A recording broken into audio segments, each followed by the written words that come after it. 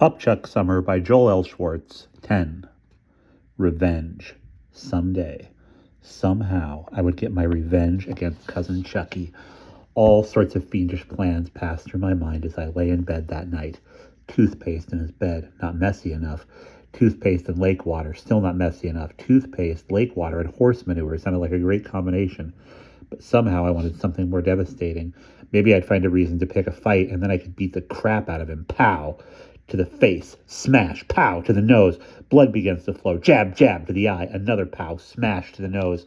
Two kerpows to the stomach. He's down. 8, 9, 10. So what? So you can beat up a nerd. That just makes you a turkey beater-upper. Nothing more, nothing less. What I needed was something that was clever but sneaky. I fell asleep unsatisfied, still without a plan. Sometime during the night, I had a very weird dream. I was on a deserted island with Chuck. I don't know how long I had been there, but it had been long enough for me to be completely fed up with him. I guess I had chased him around the island and caught him. All I remember was seeing him lying, spread eagle, each leg tied to a bent-over tree. I walked over and cut the ropes that tied down the trees, and as they sprang back, Chuck was ripped in half and thrown 100 feet into the air. I smiled, thinking I had finally rid myself of him. But when his body finally landed, there were two of them. They began to chase me. I ran as fast as I could until I came to a cliff, and then I jumped. Next thing I knew, I was on the floor next to my bed. I must have awakened Fred, for he rolled over and cursed at me and went back to sleep. I got up, and on my way to the bathroom, I thought of strangling Chuck. I could feel my muscles tensing and my fingers curving with the shape of his neck. I could see it all now. 13-year-old boy gets life for murdering bunkmate. Parents wail as boy throws himself on the mercy of the court. He was a good boy, says Mrs. Finster, his kindergarten teacher. I remember when he used to come into my grocery store and ask for candy, says Mr. Whiter. I never knew my brother was a homicidal maniac, remarked his brother. I knew he was, said his sister. My fingers opened and my muscles relaxed. I'm innocent. I didn't do it. I'm too young to die, I thought. So I went to the bathroom and then back to sleep. The next day, instead of going to breakfast, I went up the hill to the ball field and sat by myself on the bleachers.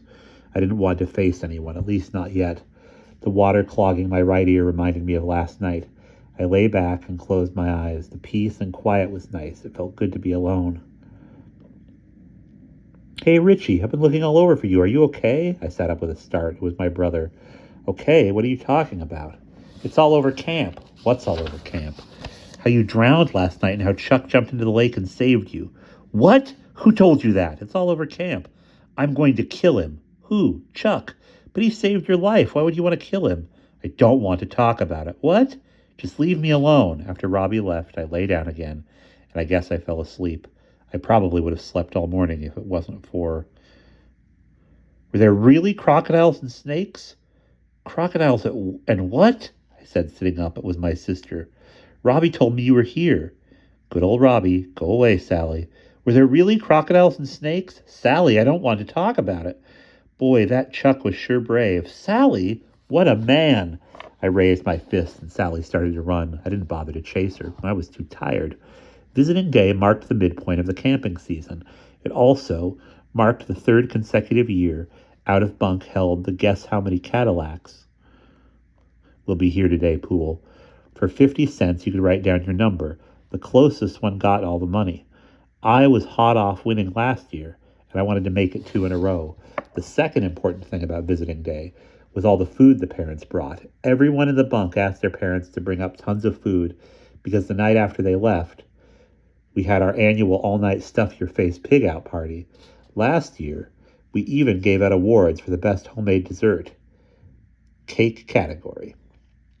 Fred's mom won with her banana chocolate layer cake. Best homemade dessert. Cookie category. My mother won with her chewy, extra delicious chocolate chip raisin cookies. Best cold cuts.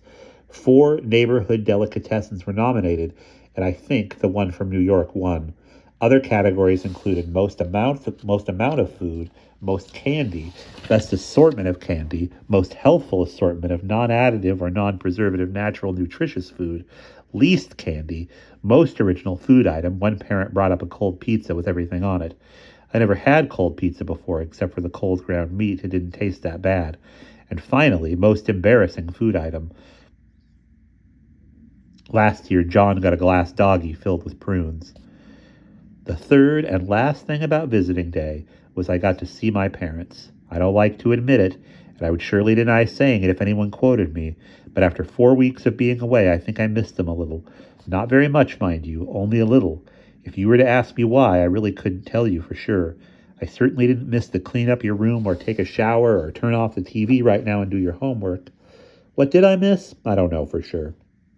Visiting day itself was always on a Sunday, but the camp began to prepare for it a couple days before. When I say prepare for it, I don't mean anything out in the open. I mean something subtle, so that most of the kids don't know that it's happening. For instance, my brother and sister both had complained bitterly about how mean their counselors were, but now they told me their counselor had been very nice for the past 2 days. I also noticed that the food had changed. Saturday, lunch was fresh hot turkey sandwiches. Saturday dinner was steak, and Sunday, breakfast was eggs and pancakes, not just one or the other. And Saturday night, after evening activity, guess what? That's right, a surprise ice cream night. I never really thought much about these things, but now I did, and it made me angry. I didn't stay angry very long, though, because the excitement of Sunday built up throughout the week. Even though visiting day was not scheduled to start until 10:30, parents started to come around 10 a.m. I stood near the road that ran along the outside of the camp with Fred and 2 other guys in my bunk, and we watched the trickle of cars slowly become a heavy, snake-like stream. Fred was the first to spot his parents, and he bounded off toward their car. Then Marty and John saw their parents, and I was left to wait by myself.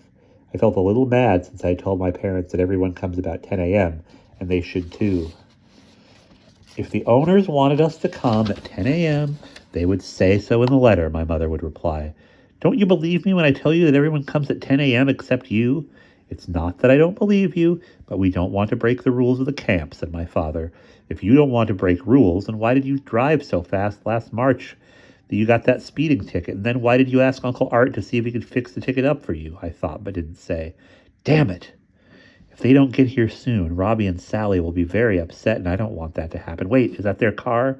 It is. They're here. Boy, I can't wait to tell them. Oh, it's not their car. Where are they? I hope that... There they are. It looks like they have other people with them. Oh, no, they came up with Chuck's parents. How could they do that to me? If I know them, they'll want to do everything with his parents, and I'll have to be with that creep all afternoon, and that will ruin my... Hey, wait, that wasn't their car. Hey, Richie, Robbie called. I knew he'd be upset. How was I going to calm him down?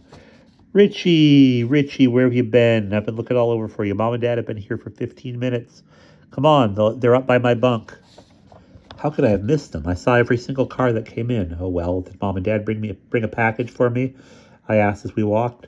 I didn't see any, he said. Come on, Robbie, tell me the truth, did they? I am telling the truth. No, really, don't kid. This is serious. I am serious. I'll punch you in the face if there is a package. Go ahead and try it. I ain't afraid of you. Yeah, come over here and say that. Richie, Robbie, how many times have I told you to be nice to each other? My mother called from the steps of the bunk. I am nice to him. He started it. I did not start it. Richie started it. Boys, please, can you stop fighting long enough to say hello, she said. Oh, yeah, hi, Mom. Hi, Dad. Did you bring me food? Or did you bring the food? Can't you even come over and give me a little hug, said my mother. I hugged her. Now can we get the packages? There are packages for each of you in the car, said my mother. See, I told you they brought them. I never said they didn't bring them, Richie. Boys, please, pleaded my mother. If you don't stop, I'll slowly get a headache.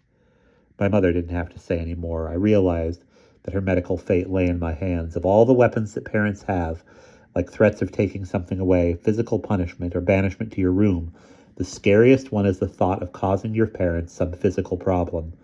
If you don't stop, you will give your father high blood pressure, or see your fighting caused your mother to get chest pain. It works every time. We left the packages in our bunks, and my father went off with Robbie and me, while my mother spent the morning with Sally. As soon as we met and had a picnic lunch, or at noon, we met and had a picnic lunch, and my mother took my sister and me, and my father took Robbie. At 3 o'clock, we met again, and I had a chance to be alone with my father. I had been looking forward to this all afternoon because I had so much to tell him about camp. I also wanted to ask him for advice about Chuck. Did you ever hate somebody so much that you wanted to get revenge? After the question came out, I was sorry I had asked it. I could predict what he'd say. You know, Richie, it's not nice to hate someone that much. Or, you know, Richie, two wrongs don't make a right. And I guess I really couldn't blame him. Parents are supposed to set good examples and teach children right from wrong. I'll probably do the same thing with my kids if I ever get married and have a family. It seemed as if my father was taking a very long time to answer the question. So I thought, one, he didn't hear the question, and he was waiting for me to repeat it. Two, he was preparing an extra long talk on brotherhood, friendship, and the American way of life.